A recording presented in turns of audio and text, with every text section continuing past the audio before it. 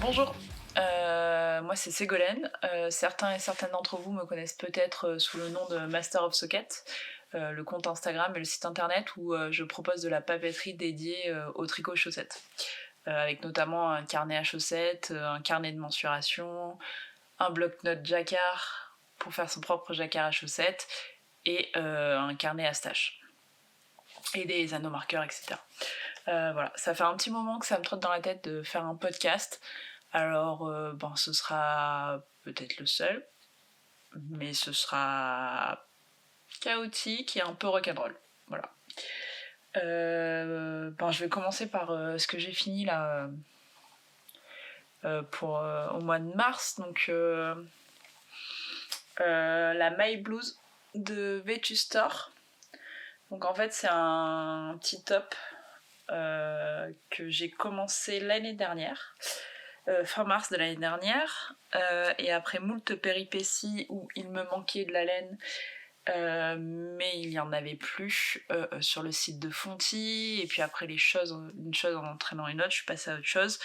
Je voulais le faire pour le printemps ou l'automne, et arrivé l'hiver, je passais à autre chose. Donc je viens de le finir là. Il est tricoté en moustache de chez Fonty, coloris 401 si je dis pas de bêtises. Et à la base je devais pas le faire ce petit pull, je devais faire un automne Alpine Bloom avec le fil moustache, et il s'avère qu'en fait il est extrêmement déjaugé pour les aiguilles recommandées pour l'Alpine Bloom. Et donc j'ai un peu mis de côté l'Alpine Bloom et j'ai cherché quelque chose à faire avec cette laine, sachant que moi je suis plutôt du style à acheter mes patrons et à ensuite choisir la laine en conséquence. J'ai pas un énorme stash et je collectionne pas la laine, je collectionne plutôt les patrons, et je peux mettre 6 mois avant 6 mois, 1 an avant de tricoter un patron, parce qu'il faut que je trouve la laine parfaite qui me plaise. Donc là ça a été un peu le chemin inverse parce que j'avais cette laine. Alors le motif est vraiment sympa, il est facile à apprendre, il y a un petit twist à faire pour créer les V en fait. Alors ce qui est cool, c'est que y a une vidéo qui est dédiée pour apprendre à faire ce point.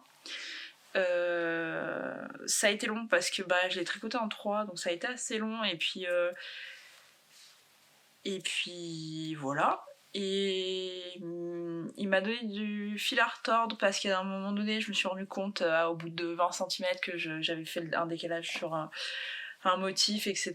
Il y a des petites erreurs, mais en soi je suis très contente. Le patron est en anglais et en plusieurs langues, mais on l'a pas en français. Après il est très simple à suivre. Moi je parle pas anglais couramment, et en fait je trouve que les patrons en anglais c'est pas si compliqué que ça à suivre. Et puis on peut s'aider d'outils de traduction pour quand c'est un peu plus technique, ou demander de l'aide. C'est une designeuse que j'aime beaucoup et qui fait des tops assez rétro et avec des fils très fins et des jeux de texture. Alors c'est vraiment très très cool ce qu'elle fait. Donc voilà, je suis contente d'avoir fait cette My Blues, salut Cali, et de l'avoir fini à temps pour le printemps. Donc ça va être très joli sur une robe ou sur une chemise. Voilà. Ça. Ensuite, en autre projet que j'ai terminé, alors là c'est un peu un projet bricolage entre guillemets test. C'est cette paire de chaussettes. Alors celle-là elle n'est pas la bonne couleur, mais là j'ai utilisé un autre bout de laine pour le faire.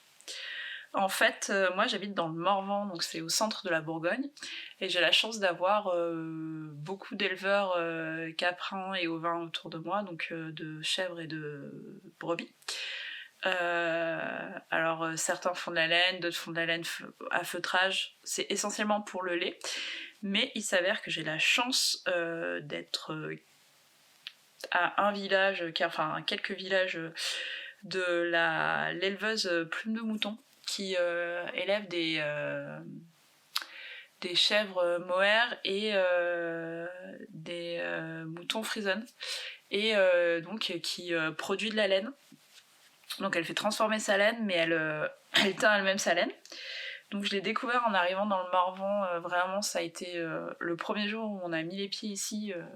Je me souviens très bien, c'était un marché et je suis tombée amoureuse de ces laines.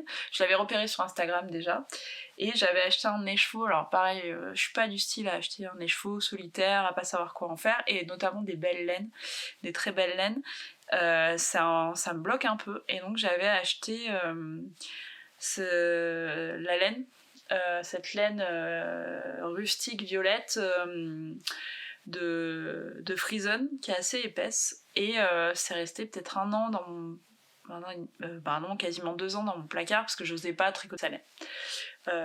Donc ça c'est le bonnet millet de Tricote Patou Camille qui bosse avec Cécile Plume de Mouton. Et il s'avère qu'en fait, avec Cécile, on a très bien accroché et entre temps, je lui ai acheté du mohair et soie que j'ai tricoté avec en doublant un mérino. Et on a bien accroché. Et en fait, il s'avère que je lui tricote pas mal de petites choses d'expo et d'échantillons en fait. Et donc j'ai fini par tricoter ce bonnet parce que je lui en avais tricoté un ou deux pour ce stand en salon, donc j'ai fini par tricoter cette laine. Donc c'est une laine très chaude, très rustique, qui pique un peu, mais qui est magnifique. Elle tient très chaud, nous dans le Morvan il peut faire très froid, donc c'est vraiment une laine très très cool pour ça. Et donc en fait elle a sorti un fil beaucoup plus fin de la fingering, et ça faisait un moment que je me disais en Frison, c'est la Voie lactée, et ça faisait un moment que je lorgnais sur sa laine et que je me suis dit tiens, il faudrait qu'on teste les chaussettes. Donc là en fait c'est un test, c'est une chaussette vanille quoi, et en gros elle me file des petits écheveaux, des petits restes, des chutes de laine pour que je tricote des échantillons ou pour que je fasse des tests, et j'ai un peu le champ libre là-dessus. Donc là je me suis tricoté donc 7 paires de chaussettes, il faut que je les bloque et que j'entre les fils de celles-ci pour voir si elles tiennent à l'usure. Donc je les ai tricotées en 2,5. J'ai pas de recette particulière, c'est des chaussettes à gousset, à talons renforcés, et en fait ce que j'ai fait c'est que, alors je me suis un peu plantée sur les côtes de la première, je les ai faites un peu trop lâches, il aurait fallu que je les tricote en 2, donc je les ai tricotées en 2,5 et j'ai tricoté les talons et les pointes en 2 histoire de bien resserrer la maille et qu'elles soient un peu plus costauds. Voilà, donc on va voir ce que ça donne. Là il faut que j'en tricote une paire pour elle, pour qu'elle puisse tester aussi elle, et puis je pense que ça va être des super chaussettes de rando ça. Voilà, donc je vous en dirai un peu plus si ça a bien tenu dans le temps. Voilà. En parlant de Cécile, je lui ai fait tout un tas de petits échantillons parce qu'en fait je me suis rendu compte que en fait elle a sa Voie lactée, sa Frison, elle en a de la blanche, de la grise et de la teintée. Elle teinte notamment la grise qui est très belle, et un jour quand elle m'avait laissé un peu de mohair et un peu de Frison pour lui faire des échantillons, je me suis amusée à mélanger les deux. Et il s'avère que ça donne un tissu mais juste magnifique. Doux, léger et ultra chaud parce qu'on est sur de la laine rustique, donc 100% laine et 100% mohair et soie. Et donc là en fait je me suis amusée par exemple à tricoter sa Frison blanche avec un écheveau avec un mohair, il me semble que c'est son coloris mousse si je dis pas de bêtises, et la même chose mais avec sa laine grise, et ce qui donne des choses totalement différentes. Et pareil là par exemple on est sur une base ça c'est en fait ces deux là, la base de Frison c'est la même base que le bout de ma chaussette mais mélangé avec un mohair jaune là, et là un mohair mélangé où il y a du jaune, du orange et du rouge. Donc voilà, donc ça donne deux vibes vraiment différentes. Là on est très années 70 et là on est plutôt feu, et j'aime beaucoup ces mélanges. Pareil, elle a un magnifique mohair violet qu'elle m'a spécialement dédicacé. Et elle a sa base Frisone grise qu'elle a mélangée avec, qu'elle a teintée pour donner du violet, et donc ça donne ça. Ça c'est sa base grise violette, et ça c'est sa base blanche avec son mohair violet, et c'est vraiment magnifique.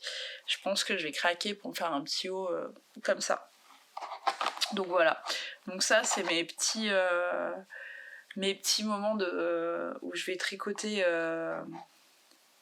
des petits échantillons. Alors moi, en fait, je tiens une boutique de producteurs locaux, et donc je bosse beaucoup avec eux, et il s'avère que dans les moments un peu temps mort ou le soir quand je fatigue un peu, quand j'ai pas trop de monde dans la boutique, en fait je tricote, mais je tricote des choses zéro cerveau, donc c'est mes projets boutiques, ce que j'appelle mes projets boutiques. Donc mes chaussettes c'était clairement projet boutique, ça c'était projet boutique. Et donc ça me permet de lui faire des petites choses comme ça, et en même temps je fais ça un peu dans les temps morts quand je suis au travail. Donc ça c'était la partie de ce que j'ai fini, et je vais vous montrer mes encours. Donc dans mes encours, j'ai mon Nordic Bloom, donc c'est de Kathleen Hunter. Alors on connaît plus le Autumn Alpine Bloom ou le Alpine Bloom. Ça c'est sa version gilet qui est sortie l'année dernière. Pareil, je crois qu'il est sorti en mars. J'ai acheté le patron dès qu'il est sorti, et j'ai attendu. Alors je voulais faire le pull avant de faire le gilet, et donc j'avais pas trop cherché ma laine.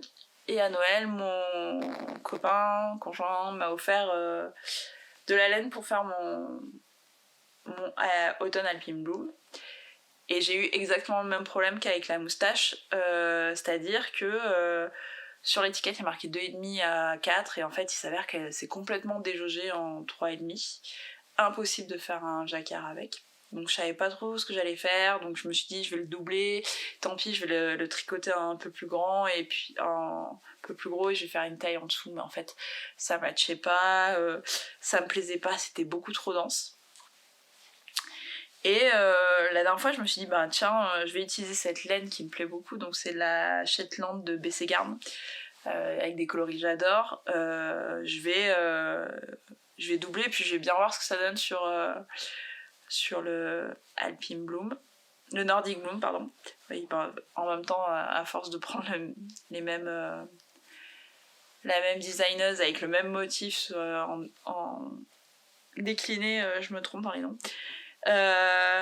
Et en fait ça rend bien. Alors normalement ça se tricote en 4,5, je l'ai tricoté en 4, tout en 4 parce que sinon c'était un poil trop déjaugé. Alors moi j'aime vraiment pas le déjaugé, je suis quelqu'un qui aime bien le truc bien compact, donc j'aime bien le jacquard bien compact, ça se voit bien avec mon pull là.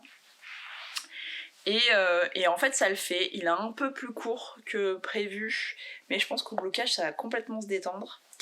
Et donc là j'ai fini le gilet, j'ai fini les emmanchures, et il faut que je fasse la patte de boutonnage et que je le bloque, et ensuite il faudra que je vienne avec mes ciseaux couper au milieu pour faire un stick. Je n'ai jamais fait de stick, j'ai un peu l'angoisse, et en même temps je me dis que sur un petit gilet qui va vite, tricoté en 4, 4,5, s'il arrive un pépin, c'est pas très grave quoi. Je préfère ça que de le faire sur un énorme gilet pull en jacquard. J'ai vu des nanas où il faut couper dans tous les sens, et j'avoue que sur un petit projet ça m'angoisse moins. Donc voilà, donc ça c'est le Nordic Bloom. Alors il me semble que j'ai pas encore les grammages, mais j'ai pas utilisé, donc j'ai doublé la laine. J'ai pas du tout utilisé un écheveau pour le jaune. En fait, il me reste les 2 ou 3 quarts en fait, je les ai en double. Et le rouge, j'ai passé 2 écheveaux, et j'en ai entamé 2 autres pour les tricoter en double. Et il m'en restera 2 pas entamés. Et donc là, j'ai acheté patron du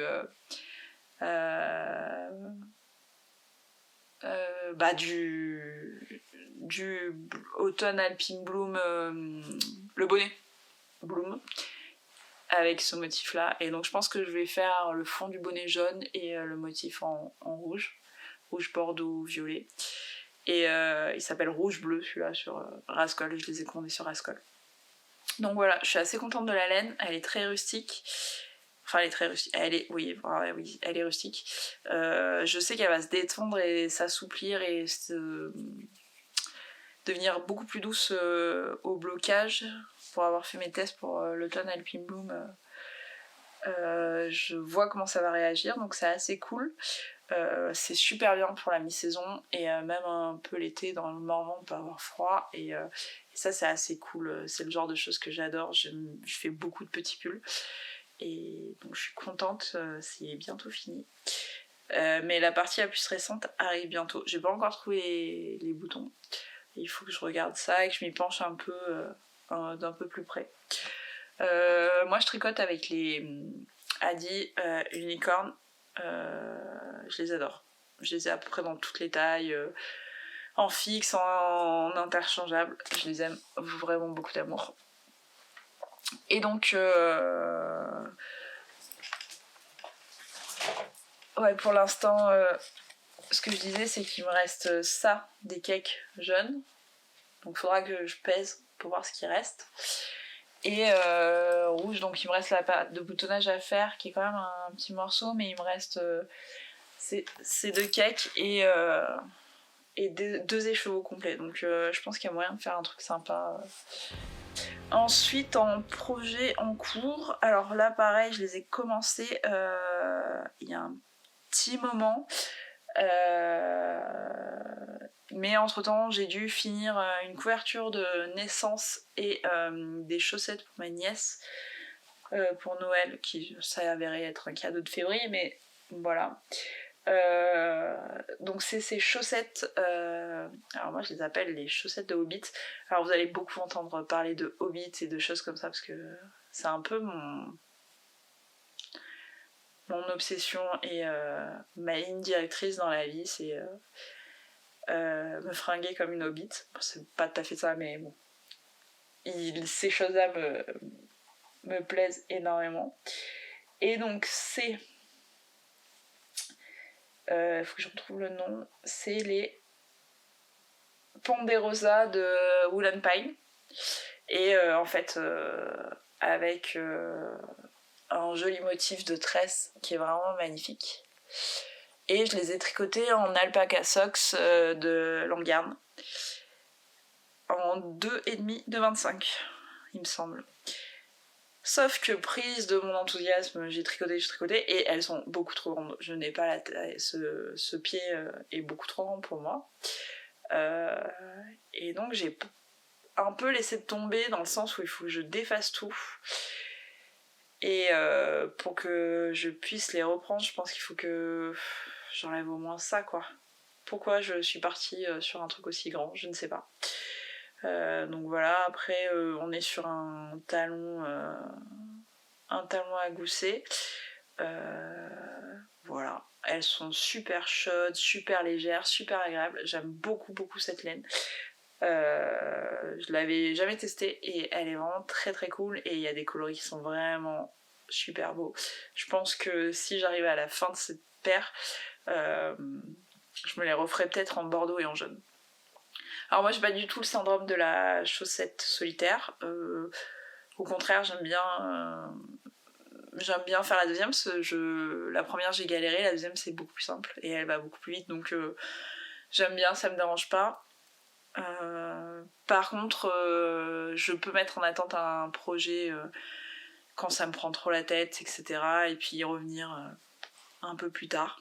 Je suis pas une multi en cours non plus énorme, c'est-à-dire que là j'ai 2 encours et demi, et c'est-à-dire que j'ai un encours zéro cerveau et un encours un peu plus complexe. Donc là c'est mes chaussettes et mon gilet, plus mon projet boutique, et sinon j'ai rien d'autre en cours. J'aime pas trop avoir trop de choses en même temps, c'est quelque chose qui m'angoisse. Donc voilà, donc j'aimerais bien les finir pour pouvoir passer à une autre paire de chaussettes. Souvent ce que j'ai c'est soit un zéro cerveau et un truc plus complexe, soit un pull, enfin une grosse pièce et une plus petite pièce. Voilà. Donc c'est mon... J'ai commencé la deuxième, les cotes des deuxièmes. Et avec un petit anneau marqueur, un mini petit gland que j'ai ramassé, je me suis amusée à faire un petit anneau marqueur. Thème Hobbit, hein, on est dans les chaussettes de Hobbit. Hein. Ceci dit, ça aussi, c'est très vibe Hobbit et comté, donc ça me fait marrer.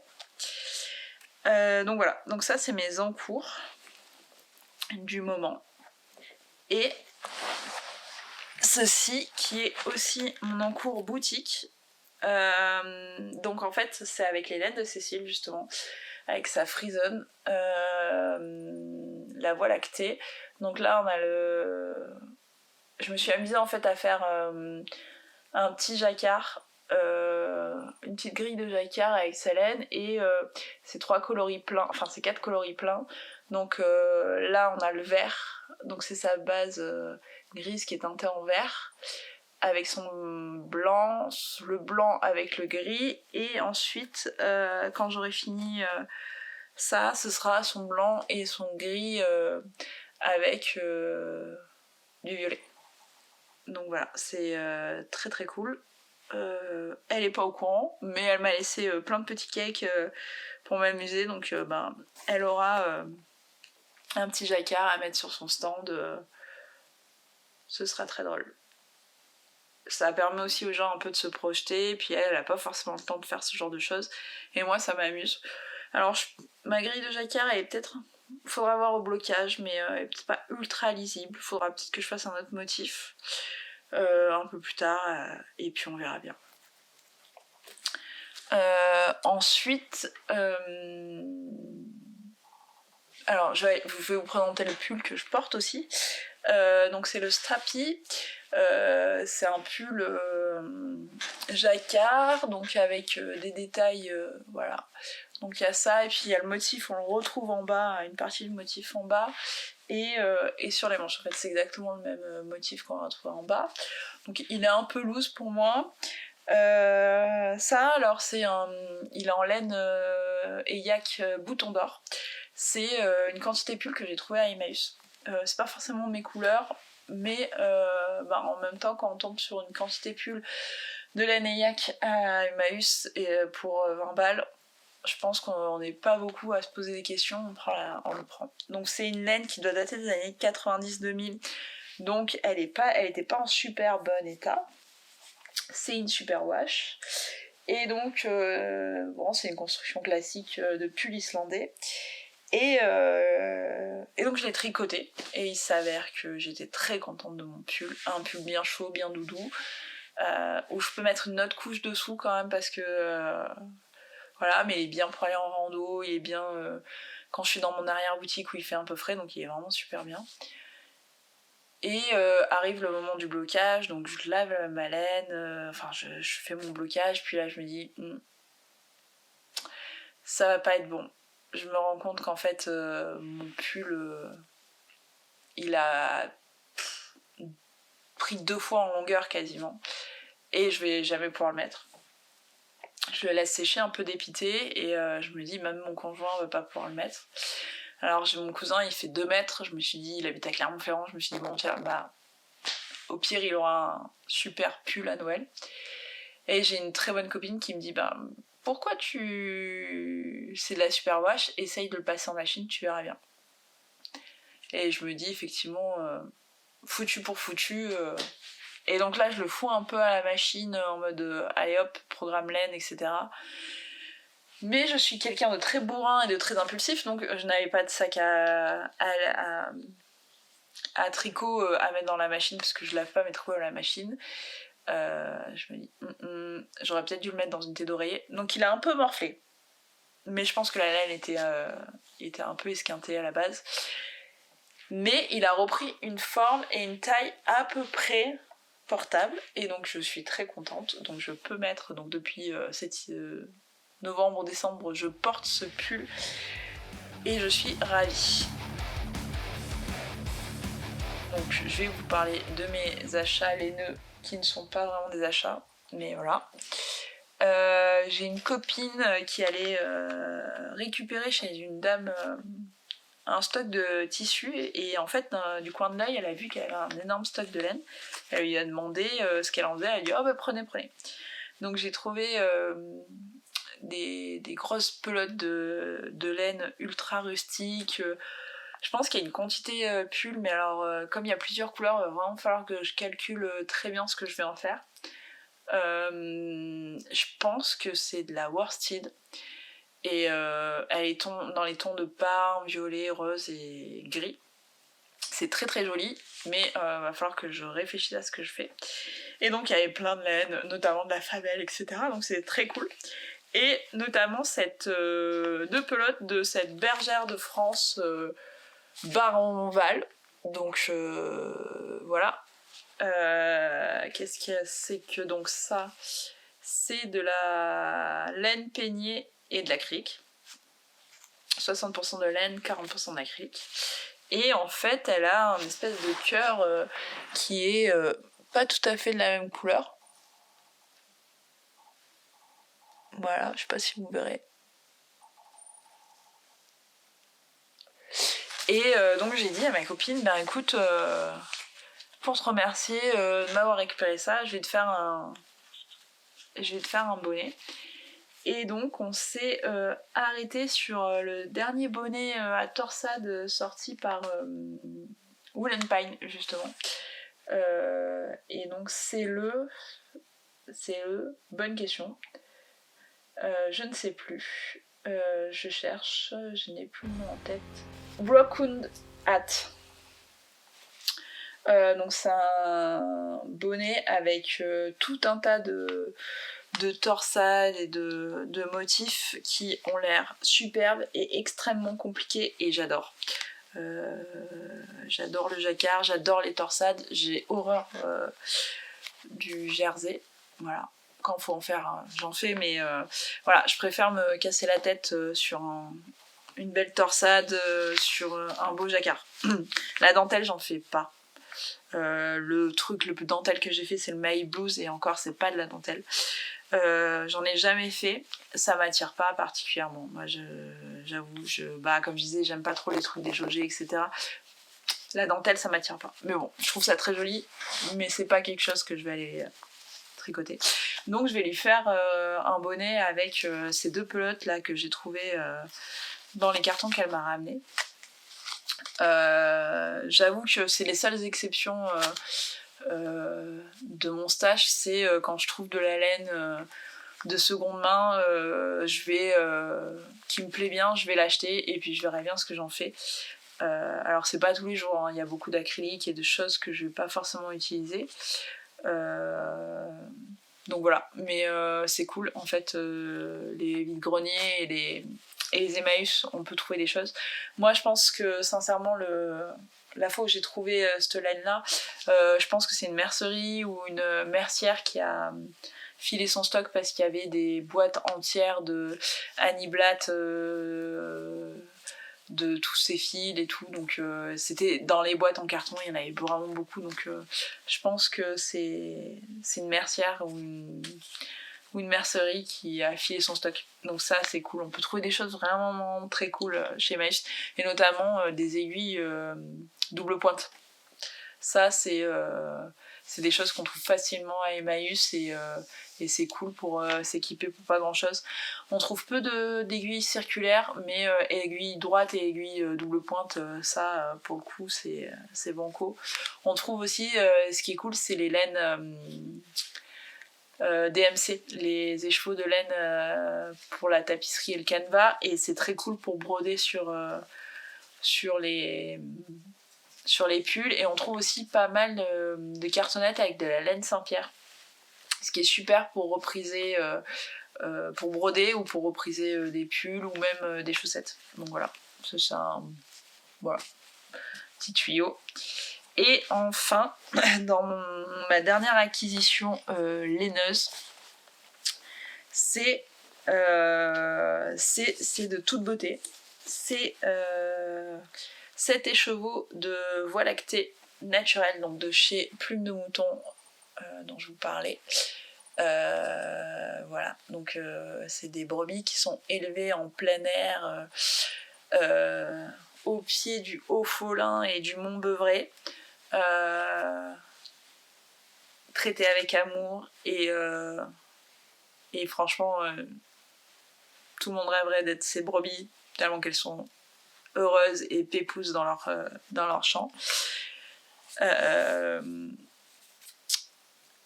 Et donc c'est de la laine bio, voilà, donc c'est de la Frisonne, donc c'est 400 mètres pour 100 grammes. Voilà, c'est de la laine rustique, hein. Donc ça gratouille un peu, mais elle est top. Et avec ça, j'ai un écheveau de combien ? De 25 grammes de Haut-Faulin. Donc c'est son mohair et soie, 80% mohair, 20% soie, et un cake de 100 grammes aussi, de 50 grammes pardon, de son mohair et soie. Donc c'est un vert profond forêt qui est magnifique, et donc j'ai pris les deux pour les mélanger et me faire un petit top. Donc il y a une designeuse que j'adore, dont j'ai fait 3 tops, qui en fait fait des vestes, donc des pulls sans manches, enfin des débardeurs sans manches de mi-saison, enfin en laine, sur le thème du Seigneur des Anneaux. Donc j'ai déjà fait Hobbiton Vest, notamment avec un mohair et soie de Plume de Mouton, mais par contre c'était sa Mont-Beuvray, c'était pas la Haut-Faulin, elle est plus épaisse. Et j'ai fait je ne sais plus le nom, une autre avec un col un peu montant, toujours sur le thème du Seigneur des Anneaux. Et l'année dernière, elle a mis une photo et en fait, elle a montré un super petit haut qui est dans la même collection. Donc celle dont j'ai oublié le nom, en fait c'est tout en cote 1-1, donc c'est super beau, ça donne une structure assez cool au petit haut. Et la Shire Vest, elle est en point de riz, qui est mon point préféré en tricot. Vraiment, j'adore faire du point de riz. Autant j'aime pas les cotes, autant j'adore le point de riz. C'est bizarre, mais voilà, c'est vraiment mon point préféré. Et donc ça donne une texture géniale au petit haut. Et là, l'année dernière, elle a montré, et c'est sorti dans un livre collectif, la Shire Vest, donc, qui est toujours sur le thème du Seigneur des Anneaux. Et celle-ci, il me semble qu'elle est en point de blé. Et j'attends avec impatience de pouvoir me la faire, parce qu'elle est vraiment extrêmement jolie. Et donc j'ai demandé à Cécile les quantités. Alors je me suis basée sur les autres vestes qu'elle avait fait pour à peu près calculer mes quantités de laine et de mohair qu'il me fallait. Et en fait normalement il devrait pas tarder à sortir en patron numérique. Donc là j'ai un peu dérogé à ma règle, et en même temps non, parce que j'avais déjà choisi mon patron et j'ai choisi ma laine en fonction du patron. Voilà. Et donc j'attends avec impatience, mais de toute façon j'ai mes chaussettes à terminer et mon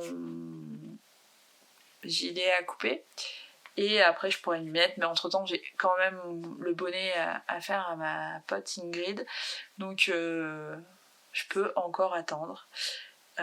Et puis je suis toujours à la recherche de la laine parfaite pour mon Alpine Bloom. Alors je sais qu'il y en a qui l'ont fait en figurine et en figurine mohair. Moi j'ai envie d'un pull en laine rustique en fait. j'ai pas envie de... J'adore le mélange fingering mohair, soit quand ça s'appelle là par exemple c'est de la frisonne et du mohair, ou du mérino mohair, mais j'avoue que là j'ai vraiment sur mes pulls d'hiver en jacquard, je préfère quand c'est une laine un peu rustique et toute simple. Voilà, c'est ce que je préfère. C'est comme je préfère les couleurs pleines ou semi-pleines que des laines à speckle ou à rayures. Même pour les chaussettes, j'ai tendance à... de toute façon, je fais beaucoup de jacquard et de chaussettes en jacquard, et c'est vrai que c'est des chaussettes de laine industrielle, voilà. Alors j'essaye d'aller de moins en moins vers la laine industrielle, alors des fois c'est vraiment pratique, enfin pas forcément industrielle, mais je cherche de la laine plus rustique et moins formatée qui va... Voilà. Je suis aussi dans une démarche d'essayer de plus faire attention à la laine que j'achète, d'où elle provient, comment elle a été produite. C'est pas toujours évident. Voilà, c'est un peu ma démarche, et je pense que le fait d'être en contact avec des éleveurs, des éleveuses pour le coup, dans la filière laine, je me rends compte de choses, et notamment des difficultés de la filière laine en France. J'en avais conscience, mais j'en ai d'autant plus en côtoyant des éleveurs et des éleveuses. Et puis en fait, je me suis rendu compte que c'était un gros kiff de connaître les bêtes qui me permettent de m'habiller, en fait, de me fringuer. Je sais pas, je trouve ça un peu magique de pouvoir aller voir les chèvres et les caresser, et en même temps derrière je vais pouvoir tricoter leur mohair. Je trouve ça un peu magique. Voilà. Après je sais qu'on n'a pas tous la chance d'y avoir accès. Moi je viens de Marseille, et à cette époque-là j'avais pas du tout accès à ça. Mais voilà, donc j'essaye un peu de faire les choses comme ça. Après ça m'empêche pas de m'acheter de la laine à chaussettes industrielle avec du nylon dedans. Pour faire du jacquard c'est quand même vachement bien pratique. Mais voilà, c'est là moi je me fais pas de make nine ou de choses comme ça, ou d'objectifs tricot ou pas en début d'année, mais par contre je me donne des objectifs de laine et de fibres que j'aimerais bien tricoter. J'aime bien le chiner, j'aime bien le tweeder. Et donc typiquement moi cette année j'aimerais bien pouvoir découvrir et tricoter de la laine de chez Rosa Pomar, notamment la Mondim et la Pégulale, je sais pas si je le dis bien. Voilà. Il y a la laine sous les pommiers aussi, j'aimerais bien. Voilà, alors je tricote pas de laine de teinturière, non pas que ça m'intéresse pas parce qu'il y a des coloris qui sont vraiment magnifiques, mais je suis plus intéressée à aller chercher la fibre que la teinture. À choisir entre faire un pull en couleur complètement neutre ou naturelle, ou un pull extrêmement coloré, mais d'un côté c'est de la laine française, d'un petit éleveur. Je vais plutôt aller vers là à peu près, parce que finalement en termes de prix on est à peu près sur les mêmes bases de prix, et en fait je vais plutôt me tourner vers la laine d'éleveur que la laine de teinturier. Voilà. Après c'est... Donc voilà, donc je connais absolument pas les laines de teinturière. À part les laines, enfin Cécile teint sa laine elle-même, donc voilà, mais ce que je veux dire c'est qu'il y a des boutiques que je connais pas du tout, et il y en a d'autres qui m'attirent énormément, notamment la laine sous les pommiers, la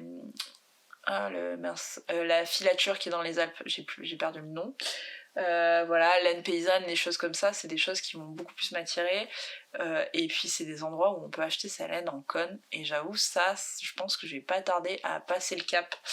De m'acheter un énorme cône pour me faire un gilet torsadé. Ça, c'est un objectif que j'ai depuis 2 ans.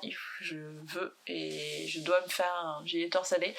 Et mon cher et tendre voudrait un pull aussi torsadé, moucheté. Donc voilà. Donc ça va être sacré projet. Mais je prends le temps. Je suis pas une. J'aime bien finir mes projets. Je suis un peu. Je suis chaotique sur ma manière de faire, mais dans ma manière d'apprendre mes projets, je suis très. Je dois finir les choses. Voilà. Donc voilà. Je vais essayer. Je pense que ce soir, je pourrais finir ça. Alors j'espère que le son est pas trop chaotique. La lumière, je suis désolée. J'ai pas pu filmer aujourd'hui. J'ai dû filmer ce soir. Donc c'est pas top. Pour la lumière, bon, je verrai bien.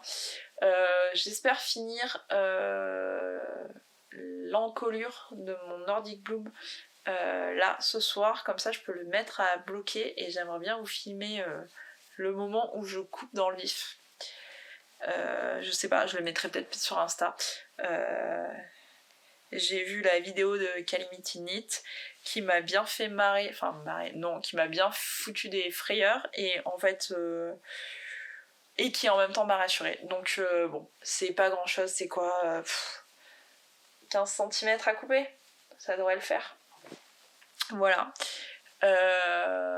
J'espère que cette vidéo vous aura plu. Est-ce que j'en referai une autre? Je ne sais pas. À quelle fréquence? Je ne sais pas. Et je suis quand même pas la plus douée du marketing parce que je vous ai quand même pas présenté mes produits que je propose sur ma boutique en ligne, donc Master of Socket, où je propose de la papeterie, des anneaux marqueurs qui sont en lien avec les jeux de rôle ou avec l'univers du rock et du métal, et parce que ça me fait bien marrer, parce que je tricote, j'ai un chat sur les genoux, mais je fais ça en écoutant du gros métal bourrin des années 80-90. Voilà. Et ben sur ce, je vous laisse, je reprends mes aiguilles. J'espère que ça vous aurait plu. N'hésitez pas à me laisser un commentaire sous la vidéo pour me dire ce que vous en avez pensé, ou de m'envoyer un petit message sur Insta. Et je vous dis à bientôt. Merci!